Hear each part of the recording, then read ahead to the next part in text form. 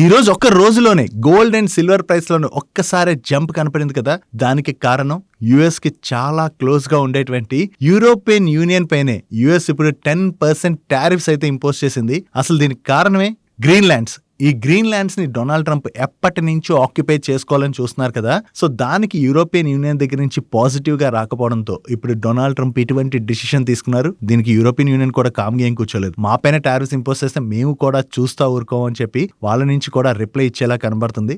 ఈ geo political scenario ఏదైతే ఇలా జరుగుతుందో దీనివల్ల గోల్డ్ అండ్ సిల్వర్ ఏ విధంగా రియాక్ట్ అవుతాయి అన్న దాని గురించి ప్రతి ఒక్క ఇన్వెస్టర్స్ కూడా తెలుసుకోవాలి.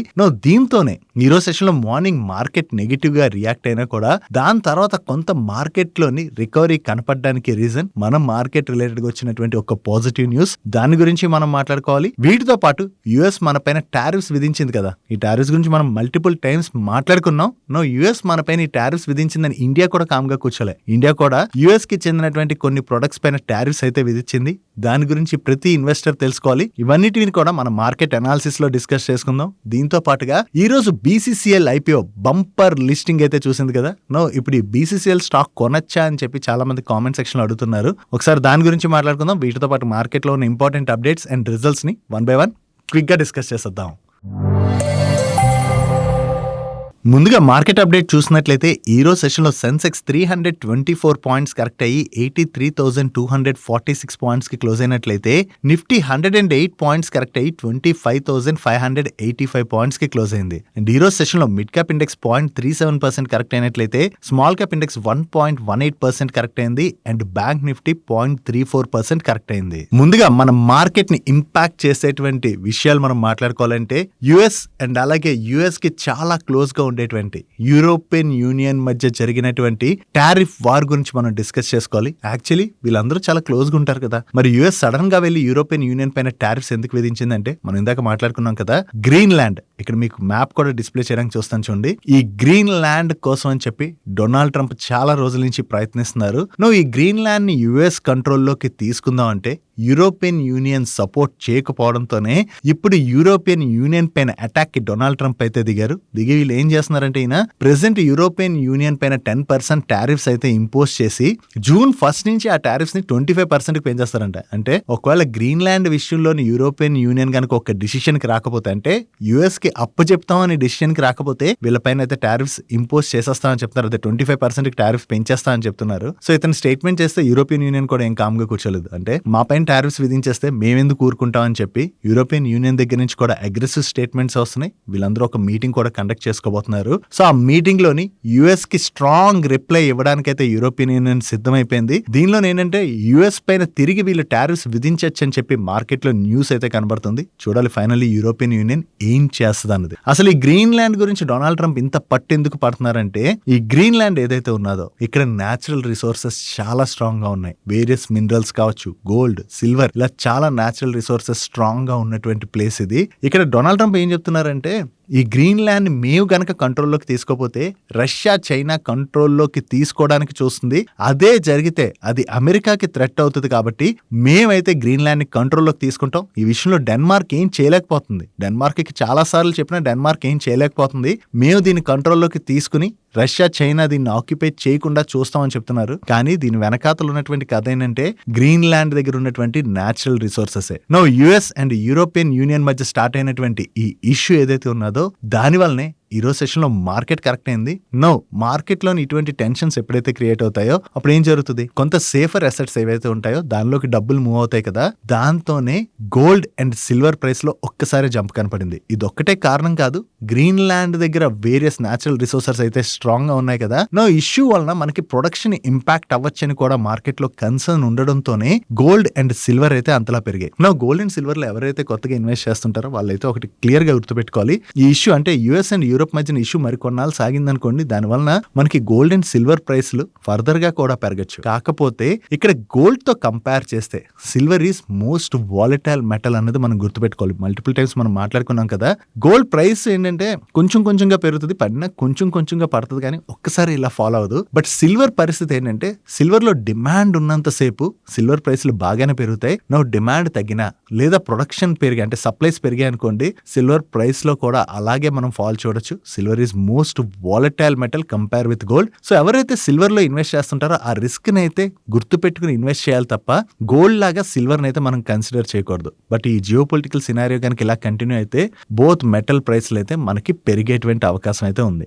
మార్కెట్ ని కూడా ఇప్పుడు అంటే యుఎస్ అండ్ యూరోపియన్ యూనియన్ మధ్య జరుగుతున్నటువంటి ఇష్యూ ఈ రోజు మార్నింగ్ అయితే ఇంపాక్ట్ చేసింది. కాకపోతే సెకండ్ హాఫ్ లో మార్కెట్ లో కొంత రికవరీ కనపడింది కదా. ఇంటర్నేషనల్ మానిటరీ ఫండ్ వాళ్ళు మన ఇండియా యొక్క ఫైనాన్షియల్ ఇయర్ 26 గ్రోత్ అవుట్లుక్ ని అప్వర్డ్ రివైజ్ చేస్తూ ఫైనాన్షియల్ ఇయర్ 26 లోని మన ఇండియా జీడిపి 7.3% గ్రో అవ్వచ్చు అని చెప్పి వీళ్ళైతే అనౌన్స్ చేశారు. దీంతో పాటుగా ఫైనాన్షియల్ ఇయర్ 27 లో కూడా మన జీడిపి 6.4% గ్రో అవ్వచ్చు అని చెప్పి వీళ్ళు ఎస్టిమేట్ చేయడం జరిగింది. ఐఎంఎఫ్ దగ్గర నుంచి మన ఎకానమీ రిలేటెడ్ గా ఇటువంటి పాజిటివ్ స్టేట్మెంట్స్ రావడంతో మనం మార్కెట్ లో కొంత రికవరీ అయితే చూసాం. మళ్ళీ మార్కెట్ కొంత ప్రెషర్ కి కూడా గురైంది. దీంతో పాటుగా మనం మార్కెట్ ని ఇంపాక్ట్ చేసేటువంటి విషయాలు మాట్లాడుకోవాలంటే ఇండియా అండ్ యుఎస్ మధ్యన ట్రేడ్ డీల్ రిలేటెడ్ గా చాలా రోజుల నుంచి నెగోషియేషన్స్ అయితే జరుగుతున్నాయి కదా. అండ్ యుఎస్ మన పైన విధించినటువంటి టారిఫ్స్ గురించి కూడా మనం మల్టిపుల్ టైమ్స్ మాట్లాడుకున్నాం. యుఎస్ మన పైన టారిఫ్స్ విధించిందని చెప్పి ఇండియా కూడా కామ్ గా కూర్చోలేదు. యుఎస్ పల్స్ కార్ప్స్ పైన మన ఇండియా లాస్ట్ నవంబర్ మంత్ నుంచి 30% టారిఫ్స్ అయితే విధించింది. సో ఈ టారిఫ్స్ విధించడం వల్ల యుఎస్ ఫార్మర్స్ అయితే ఇంపాక్ట్ అవుతున్నారు. దట్టు మన ఇండియా యుఎస్ పల్సెస్ ని బాగా ఇంపోర్ట్ చేసుకుంటది. మన ఇండియా యొక్క మార్కెట్ షేర్ చాలా స్ట్రాంగ్ గా ఉన్నది. ఇండియా తీసుకున్నటువంటి ఈ డిసిషన్ వలన యుఎస్ ఫార్మర్స్ అయితే ఇంపాక్ట్ అవుతున్నారని చెప్పేసి యుఎస్ సెనేటర్ ఏంటంటే ట్రంప్ కు ఒక లెటర్ రాశారంటే మీరు ఇండియాతో నెగోషియేట్ చేయండి ఈ విషయంలో. ప్రీవియస్ గా కూడా మీరు ఒకసారి ఇండియాతో దీని రిలేటెడ్ గా నెగోషియేట్ చేశారు. ఇప్పుడు మళ్ళీ మనకు అదే పరిస్థితి వచ్చింది కాబట్టి ఇండియాతో అయితే మీరు నెగోషియేట్ చేయాలని చెప్పి వాళ్ళు ఒక లెటర్ అయితే రాశారు.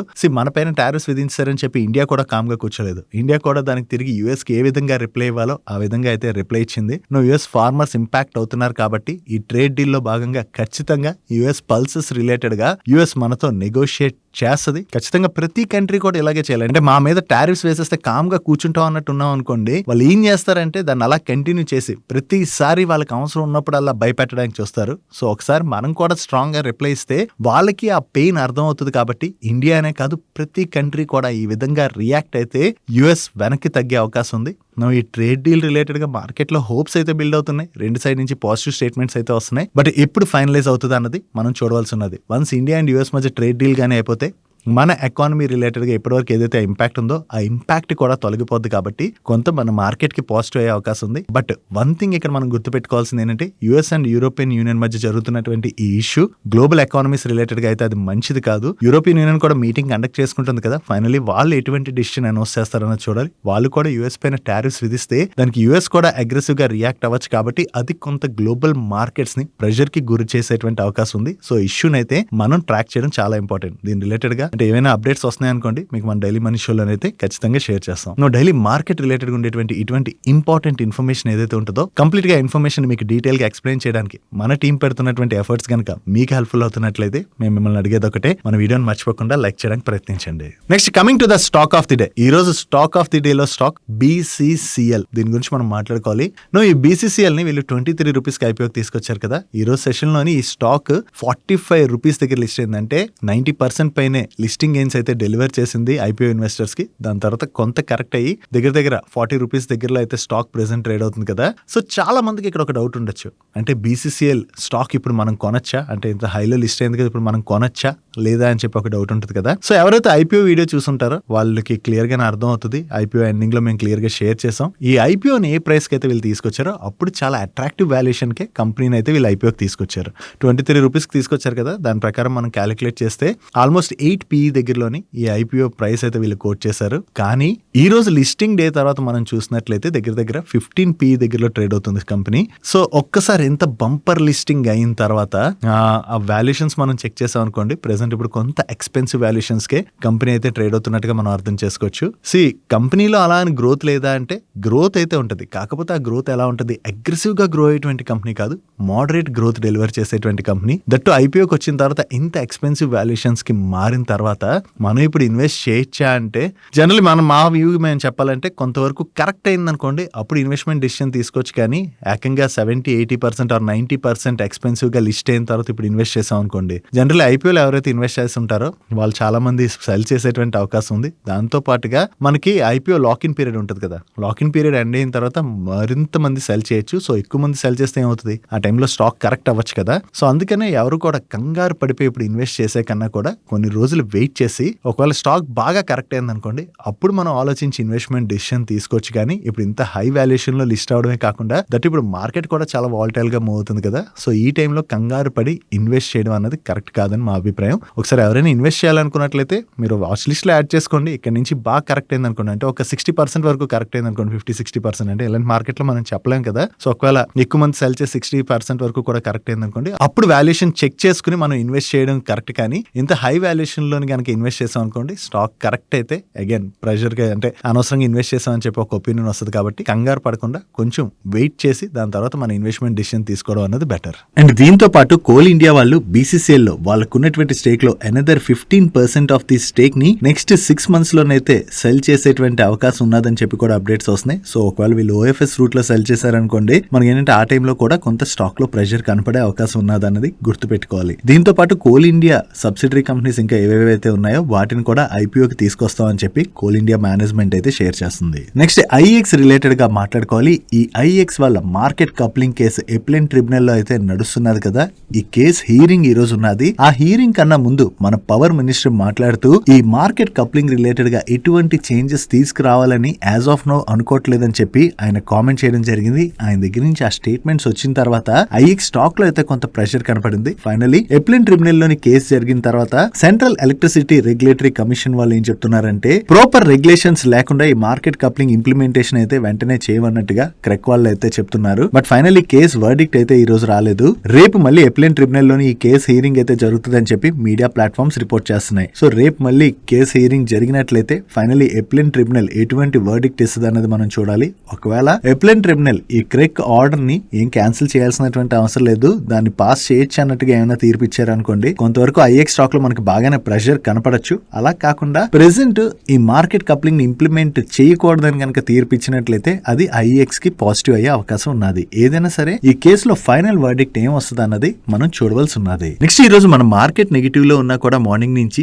CG power and industrial solutions limited stock అయితే పాజిటివ్ గా రియాక్ట్ అయింది కదా. దానికి కారణం వీళ్ళకి US లోని large scale data centre project related గా టాల్ గ్రాస్ అనేటువంటి కంపెనీ నుంచి ఒక ఆర్డర్ వచ్చింది. అండ్ ఈ order value approximately 900 crores. And ఈ ఆర్డర్ లో భాగంగా ఈ కస్టమర్ కి వీళ్ళు పవర్ ట్రాన్స్ఫార్మర్స్ అయితే సప్లై చేయబోతున్నారు. అండ్ వీళ్ళకి వచ్చినటువంటి ఈ ఆర్డర్ లార్జెస్ట్ సింగిల్ ఆర్డర్ అని, అండ్ దీని ద్వారా గ్లోబల్ డేటా సెంటర్ సెగ్మెంట్ లోకి కూడా CG పవర్ వాళ్ళు ఎంటర్ అవుతున్నట్టుగా ఎక్స్చేంజెస్ కి అప్డేట్ చేయడం జరిగింది. సో వీళ్ళకి ఇంత మంచి కాంట్రాక్ట్ వచ్చిందన్న అప్డేట్ తోనే ఈ రోజు సెషన్ లోని CG పవర్ స్టాక్ పాజిటివ్ గా రియాక్ట్ అయింది. నెక్స్ట్ యాక్సెస్ గేట్స్ వాళ్ళ సబ్సిడరీ కంపెనీ అయినటువంటి మిస్ట్రల్ సొల్యూషన్స్ లిమిటెడ్ వాళ్ళకి LLTR అశ్విన్ ప్రోగ్రామ్ లో భాగంగా 100 crores వర్త్ కాంట్రాక్ట్ అయితే వచ్చింది. ఈ కాంట్రాక్ట్ లో భాగంగా వీళ్ళు signal and data processing units తో పాటు వాటి యొక్క అసోసియేటెడ్ పార్ట్స్ ని కూడా సప్లై చేయవలసి ఉన్నది. అండ్ వీటి యొక్క డెలివరీస్ 2 years పీరియడ్ లో అయితే వీళ్ళు చేయబోతున్నారు. వీళ్ళకి కొత్తగా ఏదైతే ఈ కాంట్రాక్ట్ వచ్చిందో ఇది యాక్సెస్ గేట్స్ వాళ్ళ రిలేటెడ్ గా మనం పాజిటివ్ గా చూడొచ్చు. నెక్స్ట్ కాంకార్డ్ కంట్రోల్ సిస్టమ్స్ వాళ్ళకి కొత్తగా 2 ఆర్డర్స్ అయితే వచ్చాయి. దీనిలో ఒక ఆర్డర్ వీళ్ళకి ఇండియన్ రైల్వేస్ నుంచి వచ్చింది. ఈ order value approximately 13 crores. And ఈ ఆర్డర్ లో భాగంగా IGBT based complete propulsion systems ని వీళ్ళు సప్లై చేయవలసి ఉన్నది. అండ్ వీళ్ళకి NTPC లిమిటెడ్ దగ్గర నుంచి కూడా ఒక కాంట్రాక్ట్ వచ్చింది. ఈ contract value approximately 47 crores. And ఈ కాంట్రాక్ట్ లో భాగంగా NTPC వాళ్ళ green hydrogen fuel cell locomotive plant కోసం అని చెప్పి వీళ్ళు ఎక్విప్మెంట్ ని అయితే సప్లై చేయవలసి ఉన్నది. వీళ్ళకి కొత్తగా ఈ 2 కాంట్రాక్ట్స్ వచ్చాయన్న అప్డేట్ తోనే ఈ రోజు సెషన్ లోని Concord control system stock positive గా రియాక్ట్ అయింది. నెక్స్ట్ పారస్ డిఫెన్స్ వాళ్ళ దగ్గర నుంచి ఒక ఇంపార్టెంట్ అప్డేట్ వచ్చింది. ఈ పారస్ డిఫెన్స్ వాళ్ళు Paras semi conductors private limited అనేటువంటి ఒక సబ్సిడరీ కంపెనీని ఇన్కార్పొరేట్ చేశారు. ఈ సబ్సిడరీ కంపెనీ ద్వారా వీళ్ళు semi conductor assembly and testing ఫెసిలిటీని అయితే సెటప్ చేయబోతున్నారు. నా world wide semi conductor related గా చాలా మంచి ఆపర్చునిటీ అయితే క్రియేట్ అవుతున్నది కదా. ఈ ఆపర్చునిటీని క్యాటర్ చేసేందుకు గాను వీళ్ళు కొత్త సబ్సిడరీ కంపెనీని స్టార్ట్ చేసినట్టుగా మనం అర్థం చేసుకోవచ్చు. నెక్స్ట్ ఇండిగో వాళ్ళ రిలేటెడ్ గా ఒక ఇంపార్టెంట్ అప్డేట్ ఉన్నది. లాస్ట్ డిసెంబర్ మంత్ లోని ఇండిగో వాళ్ళ ఫ్లైట్ డిస్రప్షన్ రిలేటెడ్ గా మనందరికి ఐడియా ఉన్నది కదా. దీని రిలేటెడ్ గా DGCA వాళ్ళు కంప్లీట్ గా ఇన్వెస్టిగేషన్ నిర్వహించిన తర్వాత ఓవరాల్ గా ఇండిగో వాళ్ళకి 22 crores పైన పెనాల్టీని అయితే విధించారు. ఈ పెనాల్టీతో పాటు 50 crores వర్త్ బ్యాంక్ గ్యారంటీని కూడా సబ్మిట్ చేయాలని చెప్పి ఆదేశిస్తూ వీళ్ళ CEO కి కూడా ఈ ఫ్లైట్ డిస్రప్షన్ రిలేటెడ్ గా వార్నింగ్ అయితే ఇష్యూ చేయడం జరిగింది. ఓవరాల్ గా DGCA వాళ్ళు వీళ్ళపైన ఎటువంటి స్టెప్స్ తీసుకున్నా కూడా ఈ రోజు సెషన్ లోని ఇంటర్ గ్లోబ్ ఏవియేషన్ స్టాక్ లో అయితే మనకి పాజిటివ్ మూమెంటం కనపడింది. అంటే మార్కెట్ ఇంకా వీళ్ళపైన భారీ పెనాల్టీ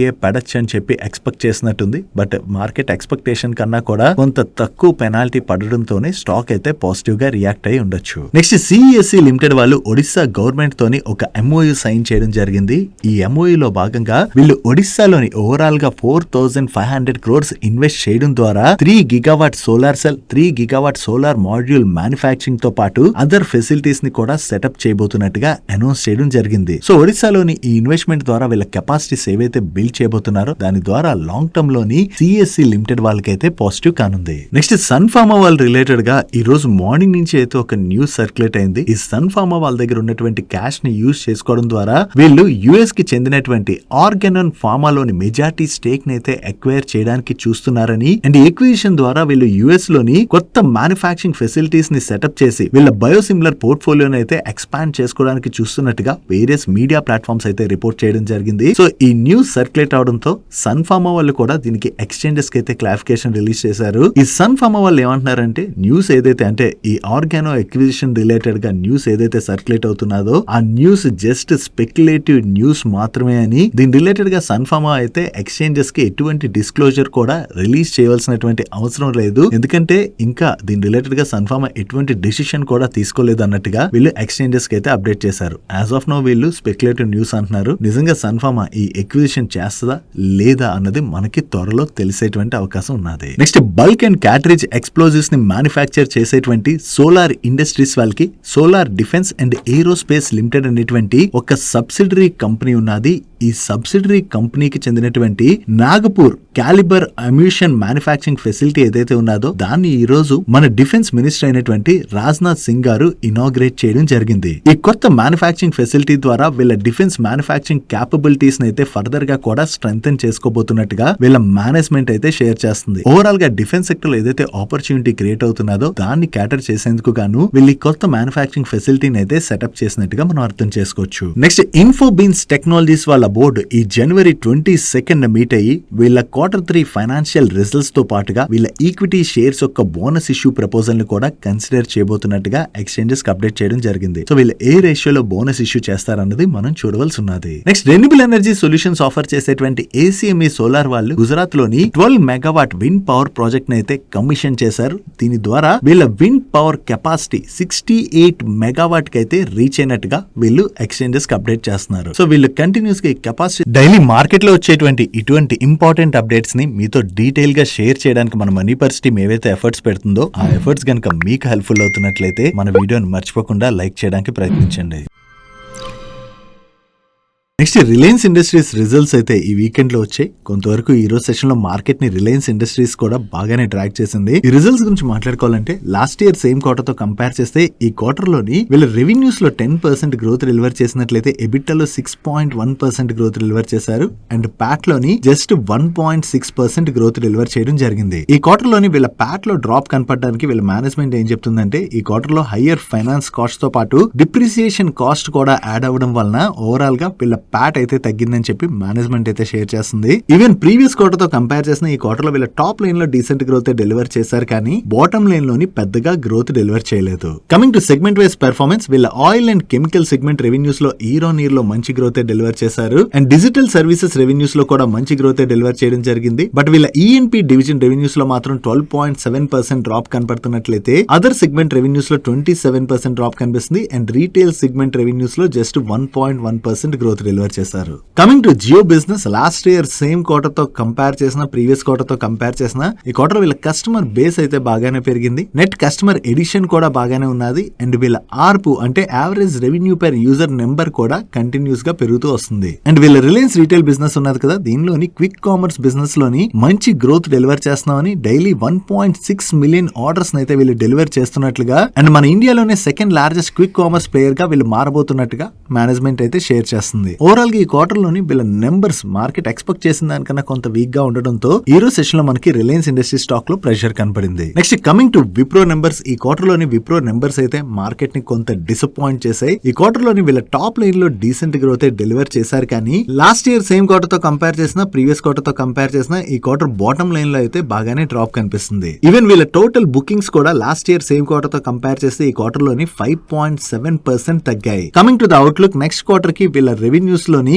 0% నుంచి 2% ఇన్ బిట్వీన్ గ్రోత్ డెలివర్ చేయొచ్చు అని చెప్పి వీళ్ళ మేనేజ్మెంట్ అయితే గైడెన్స్ ఇవ్వడం జరిగింది. ఓవరాల్ గా వీళ్ళ నెంబర్స్ వీక్ గా ఉండడంతో పాటు మేనేజ్మెంట్ దగ్గర నుంచి వీక్ గైడెన్స్ కూడా రావడంతో స్టాక్ లో అయితే మనం ప్రెషర్ చూసాం. నెక్స్ట్ హెచ్డిఎఫ్సి బ్యాంక్ వాళ్ళ నెంబర్స్ వచ్చాయి. లాస్ట్ ఇయర్ సేమ్ క్వార్టర్ తో కంపేర్ చేస్తే ఈ క్వార్టర్ లోని వీళ్ళ రెవెన్యూస్ లో 8.9% గ్రోత్ డెలివర్ చేసినట్లయితే నెట్ ఇంట్రెస్ట్ ఇన్కమ్ లోని 6.4% గ్రోత్ డెలివర్ చేశారు. అండ్ వీళ్ళ డిపాజిట్స్ లోని ఇయర్ ఆన్ ఇయర్ లోని 12.2% గ్రోత్ డెలివర్ చేయడం జరిగింది. అండ్ కాసా డిపాజిట్స్ లోని 9.9% గ్రోత్ డెలివర్ చేశారు. కమింగ్ టు ద అడ్వాన్సెస్, వీళ్ళ గ్రాస్ అడ్వాన్సెస్ లోని ఇయర్ ఆన్ ఇయర్ లో 11.9% గ్రోత్ డెలివర్ చేయడం జరిగింది. And last year same quarter తో కంపేర్ చేస్తే ఈ క్వార్టర్ లోని వీళ్ళ గ్రాస్ ఎన్పిఏ తగ్గింది అండ్ నెట్ ఎన్పిఏ కూడా తగ్గింది, విచ్ ఇస్ గుడ్. ఓవరాల్ గా ఈ క్వార్టర్ లో హెచ్డిఎఫ్సి బ్యాంక్ వాళ్ళ నెంబర్స్ అయితే ఓకే అంటే డీసెంట్ గానే ఉన్నాయి. నెక్స్ట్ ఐసిఐసిఐ బ్యాంక్ వాళ్ళ నెంబర్స్ వచ్చాయి. వీళ్ళ నెంబర్స్ ఎలా ఉన్నాయి చూద్దాం. వీళ్ళ నెట్ ఇంట్రెస్ట్ ఇన్కమ్ లోని లాస్ట్ ఇయర్ సేమ్ క్వార్టర్ తో కంపేర్ చేసిన ప్రీవియస్ క్వార్టర్ తో కంపేర్ చేసిన ఈ క్వార్టర్ లో డీసెంట్ గ్రోత్ డెలివర్ చేశారు. కాకపోతే